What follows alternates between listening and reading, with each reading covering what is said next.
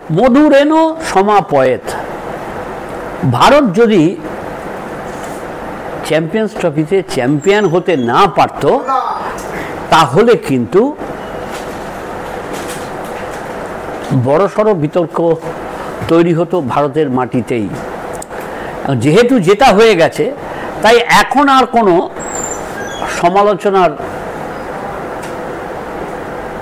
জায়গা নেই, সময়ও নেই। কিন্তু এটা তো মাথায় রাখতে হবে যে টার্নিং উইকেট তৈরি করার পুরস্কার হিসেবে ভারতীয় বোর্ডকে ট্রফি জিততে সাহায্য করেছে।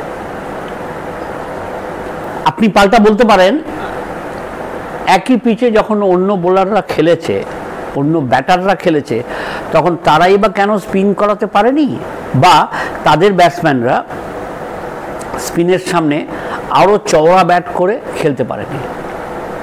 ঠিক তো? এই জায়গাটা খুব ভালো ধরেছিল ভারতীয় দল, তাই চ্যাম্পিয়ন হওয়ার জন্য সবচেয়ে বড়সড় ভূমিকা পালন করেছে ভারতীয় বোলাররা। তার কারণ ফাইনাল ছাড়া তার আগের প্রত্যেকটি ম্যাচে বিপক্ষের 10 জন ব্যাটসম্যানকে আউট করে দিয়েছিল। কাকে ভয় পেয়েছে সবচেয়ে বেশি? অবশ্যই বরুণ চক্রবর্তীর কথা বলতে হবে। বরুণ চক্রবর্তীকে প্রথম দুটো ম্যাচে খেলানো হয়নি, অর্থাৎ বাংলাদেশ এবং পাকিস্তানের সামনে। তারপর বরুণ যেভাবে মায়াজাল তৈরি করে, স্পিনের মায়াজাল তৈরি করে বিপক্ষ ব্যাটারদের একের পর এক প্যাভিলিয়নের রাস্তা দেখিয়েছেন, সেটা অবশ্যই উল্লেখযোগ্য। আমি কিন্তু একটা কথা বলবো, কেন উইলিয়ামসন কিন্তু আপ্রাণ চেষ্টা করেছিলেন যাতে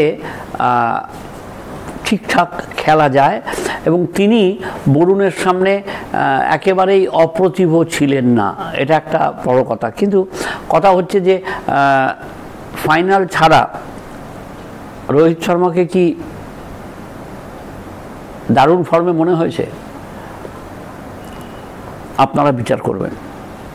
বিরাট কোহলি পাকিস্তান ম্যাচ ছাড়া বাকি ম্যাচে বড় রান না পাওয়া সত্ত্বেও তাকে বাদ দেওয়া যাবে না, তিনি দলে থাকবেন।